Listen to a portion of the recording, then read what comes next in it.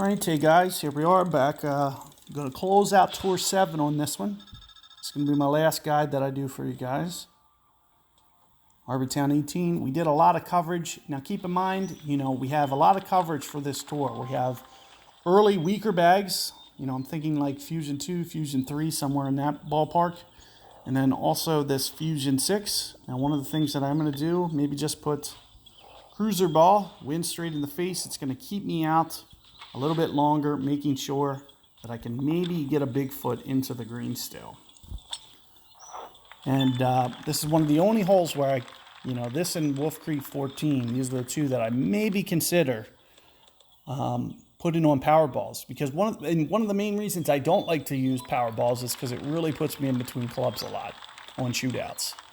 So, I'd almost have to go balls to the wall and just say, Mojave. So if I just try a power one ball, it might really, there's some certain holes that it could really get nasty for me. That's one of the main reasons that I don't like that, to use the balls. So it's actually easier to get through the tour. And here you're going to see I'm going to go about 5 rings. And of course we're going to go into power, as you can see. Might not go quite full. We're going to go pretty close. Of course, catching your alternate is going to be crucial here to get this thing going somewhat online. And I should have just went full. You can see it just pops up a little bit short.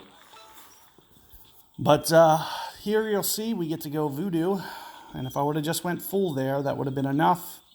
We wouldn't have had to rely on this pitch.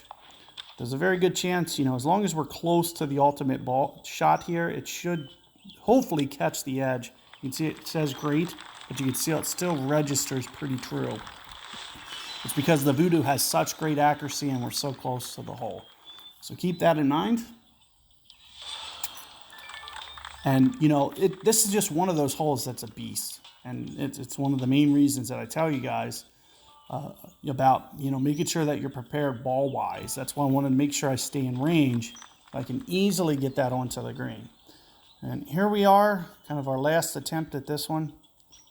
And again, it's tailwind situation. Hopefully this is the time that we grab an ultimate. And I keep in mind, I'm going to back off on my guide a little bit. So you're seeing my setup change depending on the wind at hand.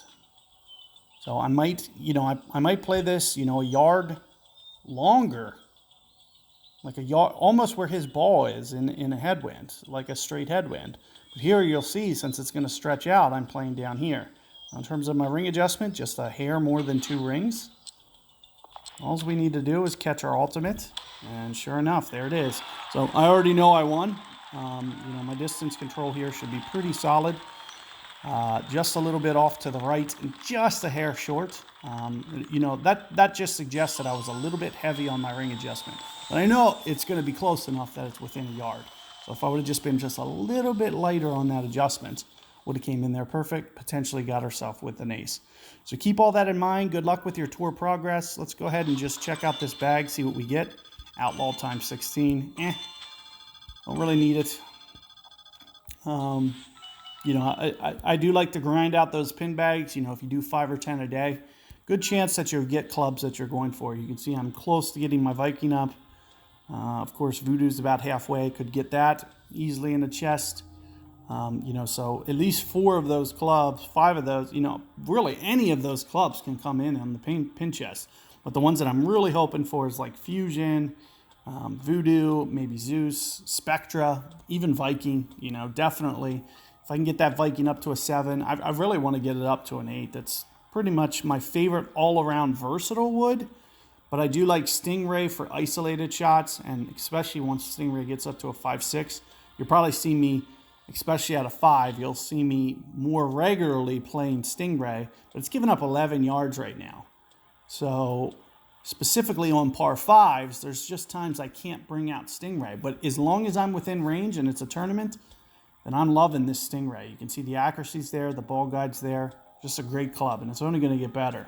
So that's one of the main clubs you want to focus on improving and potentially spending cash on.